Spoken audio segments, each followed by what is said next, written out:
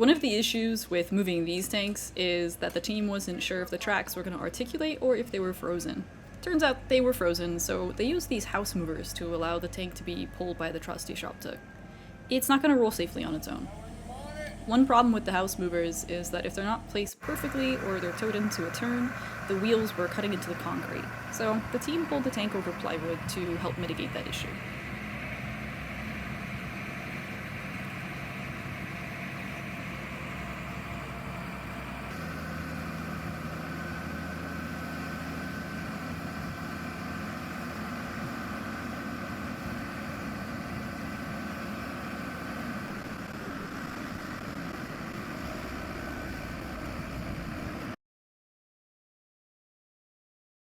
When he called me earlier this week, shoot you out, man. I'm all in.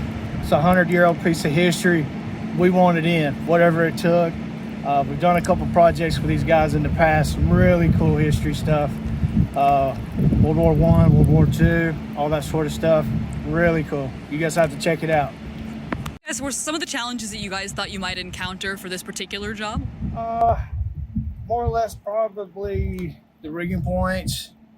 What equipment to use, how to protect it, make sure we make the lift safely, using softeners, the right straps, chokers, shackles, whatever it was going to take.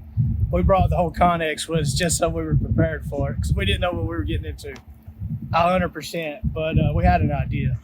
But it went really well. Very proud.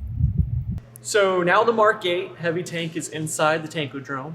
We're really excited to get this piece. We did have our own Mark VIII tank in the collection that had come from the Aberdeen Proving Ground. Unfortunately, that tank had sat outside for almost 100 years before it came down to us, so it did suffer quite a bit of degradation over the years. What we were lucky, I should say, is that the Fort Meade Museum up in Maryland, unfortunately, was closing down, and so their Mark VIII here that had been stored inside for at least 50 years was offered up to us. So our Mark VIII went up to Rock Island Arsenal, where they're going to rebuild it and have it on display there with their museum. And the Fort Meade Mark VIII is now with us, where it can be used for teaching soldiers for years to come. And what's so great about it is that in the 1920s and 30s, this was the primary tank here at Fort Benning being used by the then infantry tank service.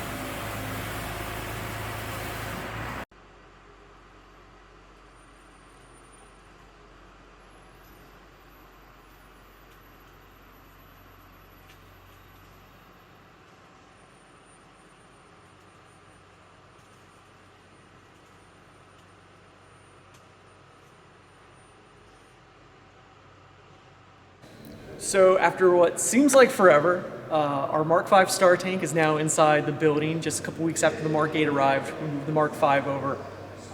I have to say this is easily the most important piece in the collection that I'm just so excited to have over here.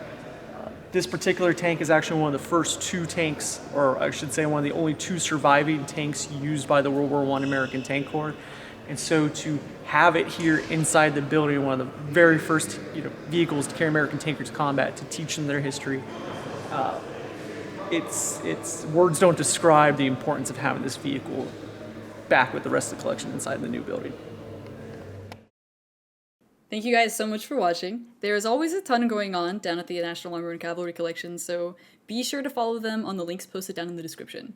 More tank moves and tank features are on the way, so toss a like to your YouTuber, viewer of plenty, and subscribe if you haven't already, and I'll see you next time.